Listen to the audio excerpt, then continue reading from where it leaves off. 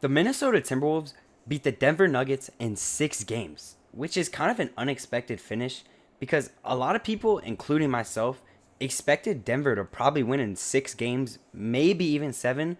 But I expected the Denver Nuggets to win in 6 games. But the Timberwolves kind of came into Denver and took care of business. They beat them in 6 games, and even though they had injuries, they still pulled through. And that poses the question in my eyes: how far can the Timberwolves go? I think this Timberwolves team kind of doesn't really have a ceiling. I feel like they have played really good, and they played really good against Denver. And I feel like they can kind of just go how far they want to.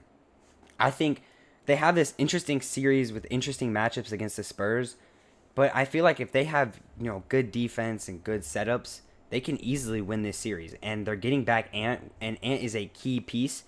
But Ant missed 2 games. He only played about 3.5 games in the Denver series, and they still were able to win. Of course, Dante DiVincenzo was out for the season, and that's a big loss for them. But the Timberwolves are deep at guard, and I think that will kind of play into their advantages just a little bit, even though Dante's out and Dante's kind of a key piece. They're going to play with a lot more intensity without Dante on the floor, and they're going to kind of be switching. They're going to be, maybe their shots aren't going to fall as much, but they're going to play with a lot more intensity because they don't have people to just sub in when people get tired. So they're just going to, play with a lot of intensity. But I want to focus in on the Denver series. Going into that series, it was clear after game one that the Timberwolves weren't just going to lose this series and weren't just going to steal a few games. This was going to be a competitive series, and we saw that in game one. And we saw how the Nuggets can kind of control the floor throughout all the minutes of that game. But we also saw that the Timberwolves aren't just a team that's just going to give up. They're going to keep fighting. They're going to keep pressuring you. And one system that the Timberwolves did throughout that series was force Aaron Gordon and Cameron Johnson to beat you. They were able to trap Jokic, and they trusted Rudy Gobert to guard Jokic in the one-on-ones, and they wanted Jokic to rely on Aaron Gordon and Cameron Johnson to beat him. If they can just put a body on Jamal Murray, which they did, and even though Jamal Murray had good games, they're going to force him to beat him. They're going to force the other people, the other pieces around Jamal Murray and Jokic to beat them. And as long as Gobert can do his job on guarding Jokic, and as long as whoever has the Jamal Murray assignment, Jaden McDaniels, then they will win. And they were able to win.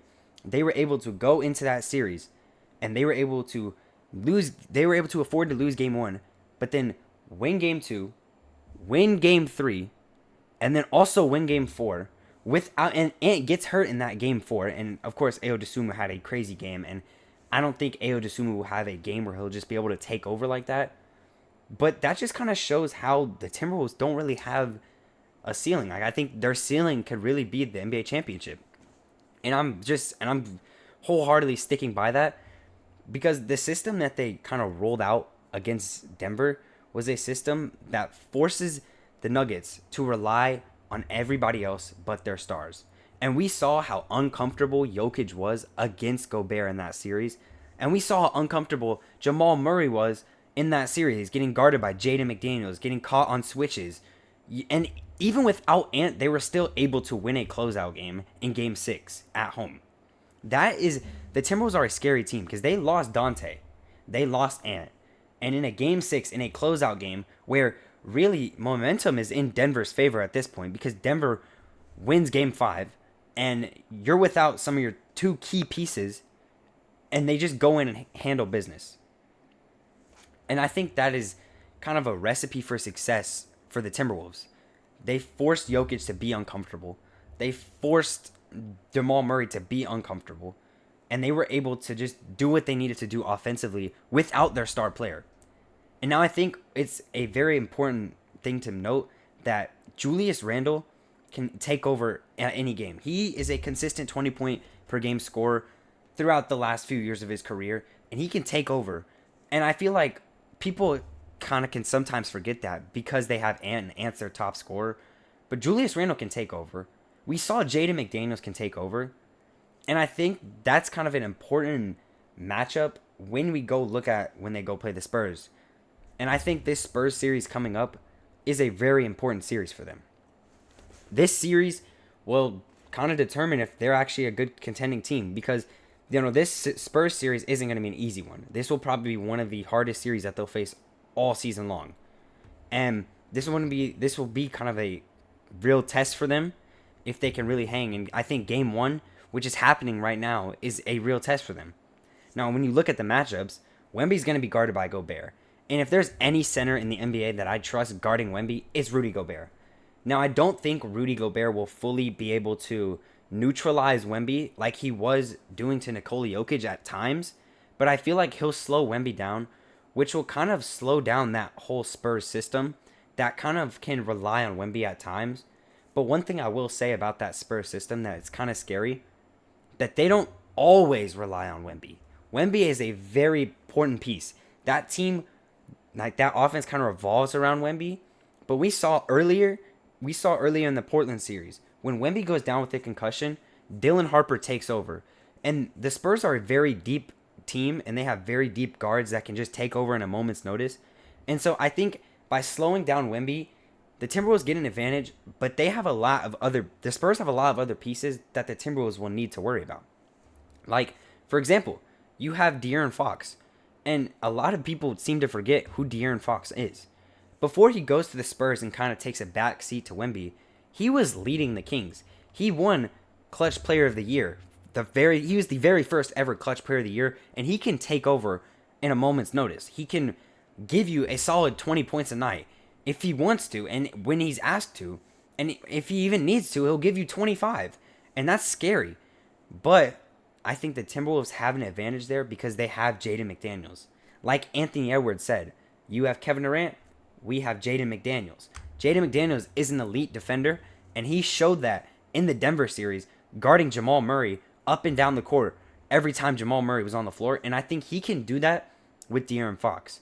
Now, do I think he'll completely stop De'Aaron Fox? No. But I think he'll slow him down just enough. Now, who do the Spurs rely on? Stephon Castle. Now, I think Ant isn't as strong as a defender as Rudy Gobert and Jaden McDaniels, but he can slow down Stephon Castle just enough.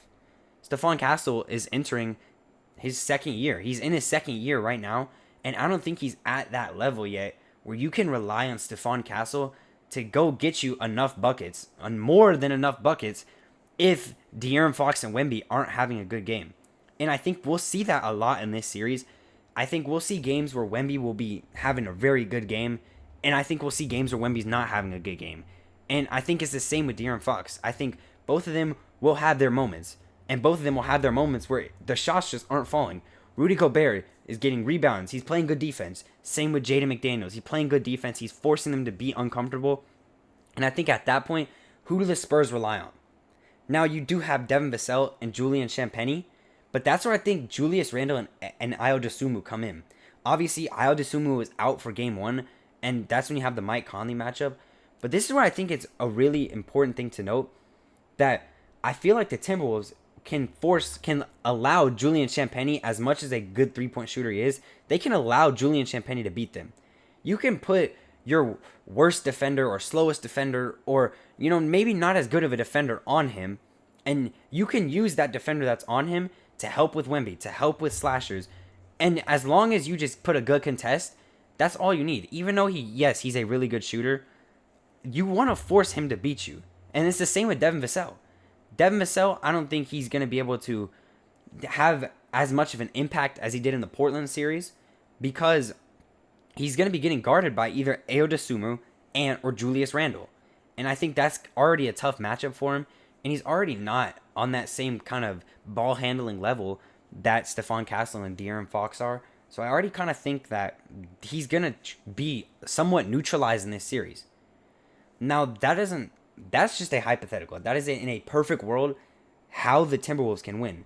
If they're cutting, if they're switching, if they're forcing De'Aaron Fox and Wemby to be uncomfortable, if they're forcing Stephon Castle to be uncomfortable, and they are forcing the Spurs to rely on Devin Vassell and Julian Champagnie to beat them, that's how the Timberwolves can win. But that's in a perfect world.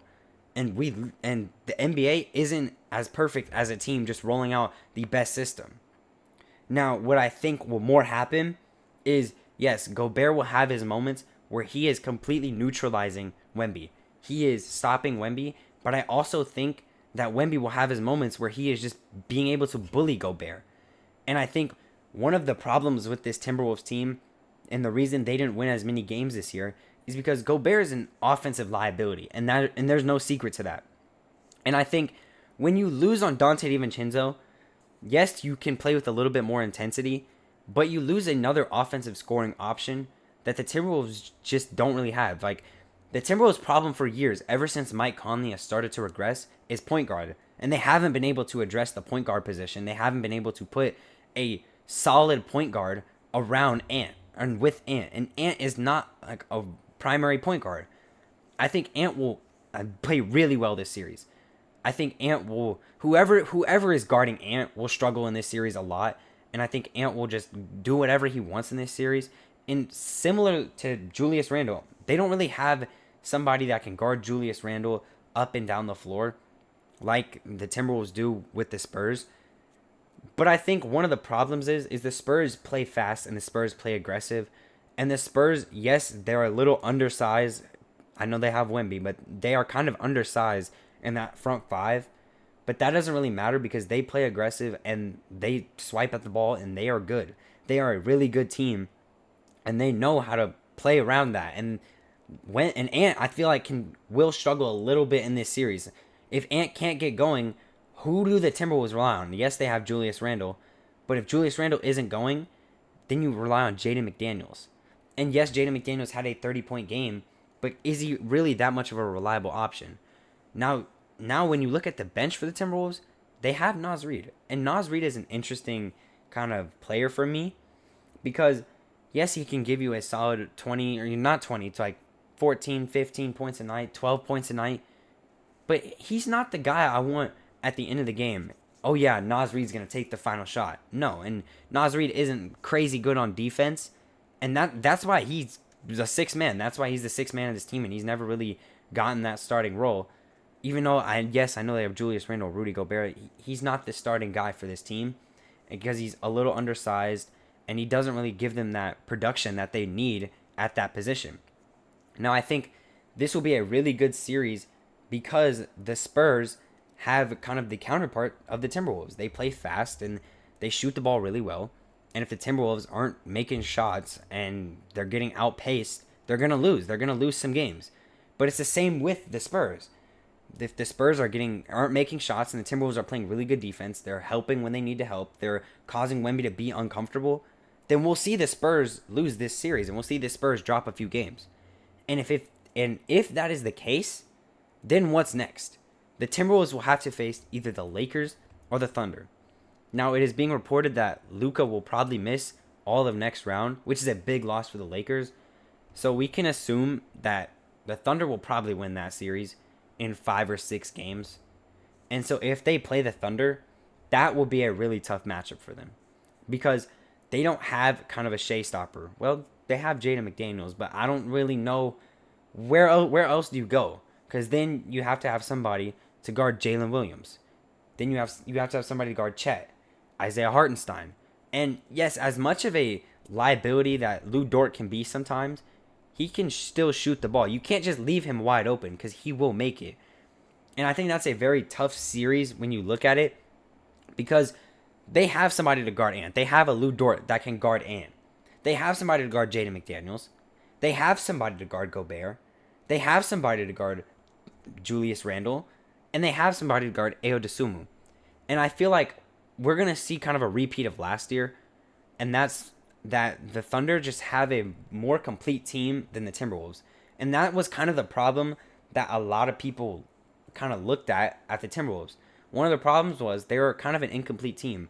They have holes at point guard. They just have holes at the guard position and kind of the wing position off the bench that a lot of these other teams don't really have. Like the Thunder, like the Spurs even. And you can even say the Pistons, even though they were 3-3 with an 8th seed, and even though they came back down 3-1 to the 8th seeded Magic, they are more complete. They are better a better team than Timberwolves. But I think the Timberwolves are kind of a wild card team. Like we saw last year, they were able to get past LA in 5 games. Then they were able to get past Golden State. Yes, they lost Jimmy Butler, but they were still able to get past them. And I think if they can get past the Spurs team, they have a lot of momentum. And I think if they were to play OKC again this year, it won't be just a 5-game series. It'll be probably a 6-game series, maybe even 7. I think the Timberwolves are a very interesting team when you look at it because they have a lot of potential. If Ant can get going, if defense is clicking, they'll win a game, and they proved that against Denver. They didn't look back in those games. If one player got going, they would just hope like that they would keep doing it. If Ayo Dosunmu caught fire, they'd keep feeding Ayo Dosunmu the ball. If Julius Randle catches fire, keep giving him the ball. If Ant catches fire, they'll keep giving him the ball. And once the other team picks up on that, then they'll rely on some of their other pieces to get you a bucket. And that's playoff winning basketball, and that's why the Timberwolves were able to get past Denver in 6 games, because they were forcing Denver to rely on their other options, and they were playing good all-around basketball as an offense. And I think if they can do that against the Spurs, we could see them back in the Western Conference Finals. But hopefully this time, it's not an early exit, and we'll actually see them have a good run. And that's something to keep in mind. They need to have the right things clicking for them to be effective. We have seen in the past 2 seasons, they have made the Western Conference Finals in the past 2 seasons, but they've fallen short because they didn't have as much of a complete team.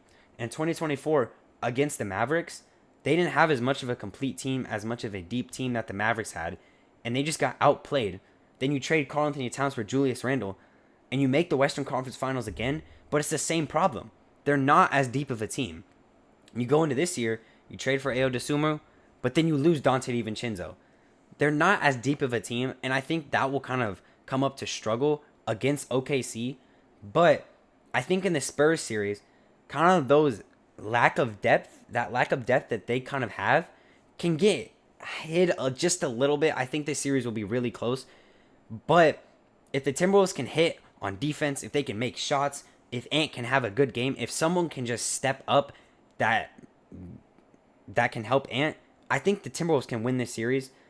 But I think OKC, they will have to play nearly perfect, because OKC kind of has a system where if SGA has a bad game, they have 4 other guys that can step up. But if Ant has a bad game, it's one guy, and that's Julius Randle, that has to step up. And so I think a lot of those problems can get hid in this Spurs series, because I don't think the Spurs are as much of a complete team as OKC. But if they do play OKC, they will have to play literally perfect. They can't have any mistakes. Ant literally has to have a good game every single game. And if he has a bad game, someone else has to step up. But the Timberwolves are a very interesting team for me. And I think it will be very interesting to see them in this year's playoffs and in this series against San Antonio and possibly OKC. And if they possibly get to the finals, which I think that is a very far stretch, then who knows? Who knows what their ceiling is? Who knows how Ant will play in a finals series? Who knows how Julius Randle will play? Who will they even play? Will it be New York? Will it be Philly? Will it even be Cleveland or Detroit? Who knows who they'll play? But if they get to a final situation, I think there's no team that can stop the Timberwolves. Because if they were able to get past San Antonio and OKC, the literal, by record, the 2 best teams in basketball, it'll be very interesting to see who will be able to stop them, because momentum will literally be on their side. They will be a red hot team, and I don't think any team, if the Timberwolves get out of the West, no team in the East, I don't think will be able to stop them in a 7-game series. Make sure you guys like and subscribe for more content like this. This summer will be crazy. We will be uploading so much more long form content, and make sure to follow our TikTok, our Instagram in the description. And yeah, like and subscribe for more content. We will be uploading really soon. Just wait for summer.